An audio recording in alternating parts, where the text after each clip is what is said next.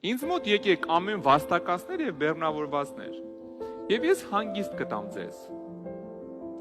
Ձեր վրա առեք իմ լուծը եւ ինձանից սովորեք, որովհետեւ ես հեզ եմ սրտով խոնար։ Ձեր անձերի համար հանգստություն կգտնեք, որովհետեւ իմ լուծը քաղցր է, իմ բեռը թեթև։ Գիտեք էգոիստ քրիստոնյան որն է, որ գալիս է Հիսուսի մոտ, իր լուծը շպրտում է Հիսուսի վրա։ Հիսուս դե ընտանիքս կարգավորի, ֆինանսներից հարցը լուծի, աշխատանք տուր, բժշկի, ազատի, իր լուծը շպրտում է Հիսուսի վրա, ասենց մի տեսակ գներես մունաթով։ Իր լուծը այն է, որ իրիկունը ինչքան էլ հոգնած ելնես, մտնես տուն, մտնես քո սենյակ, ասես Հիսուս,